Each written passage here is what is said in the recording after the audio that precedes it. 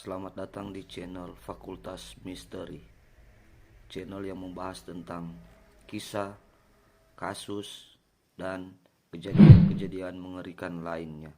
Selamat menyaksikan.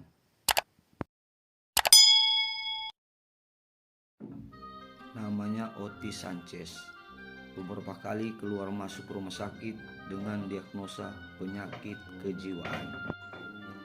Pada tahun 2006, ia pertama kali menggunakan obat-obat terlarang, dan saat itu dia mulai mendengar suara-suara aneh yang ada di dalam kepalanya.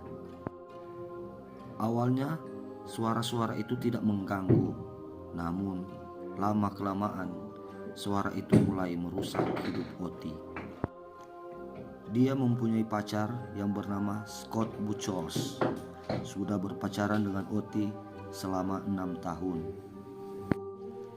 Pada bulan Mei 2008, Oti menelepon ibunya dan mengatakan dia akan ke Austin untuk menemui ahli akupuntur dan akan pulang setelah selesai. Tapi setelah beberapa lama, ibunya menghubungi Oti, tapi tidak ada jawaban. Dan saat itulah ibunya menelepon polisi. Ternyata ketika di perjalanan pulang, suara-suara itu menuntun Oti ke sebuah apotik, dan dia duduk berjam-jam di apotik itu tanpa melakukan apa-apa. Karyawan apotik yang ada di situ merasa curiga dan segera menghubungi polisi, dan ketika polisi sampai, Oti langsung dibawa ke rumah sakit bagian Austin.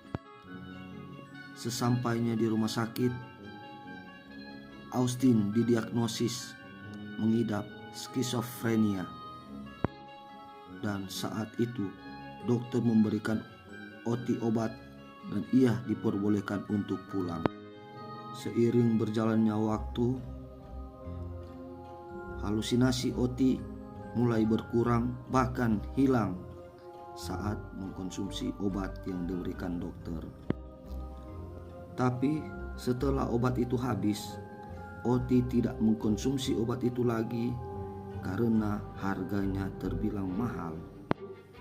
Tak lama berselang, Oti pun hamil, dan di saat dia hamil, selama itu pula keadaan baik-baik saja. Pada tahun 2009, Oti kembali berhalusinasi, dan saat itu dia pergi ke rumah sakit mengatakan kepada dokter bahwa dia mempunyai pikiran yang sangat buruk. Menurut dokter yang memeriksa Oti mengalami gangguan mental yang sangat parah, dan saat itu juga mengirim ke ruang gawat darurat. Beberapa bulan sebelum melahirkan, Oti tinggal bersama ibunya, Manuela Sanchez, dan kakak perempuan bernama Priscilla. Dan akhirnya Oti melahirkan seorang anak yang diberi nama Scotty. Pasca melahirkan, kondisi Oti semakin buruk. Kondisi Oti berubah-ubah, dan ketika di dalam kondisi buruk, Oti memberikan anaknya kepada kakaknya.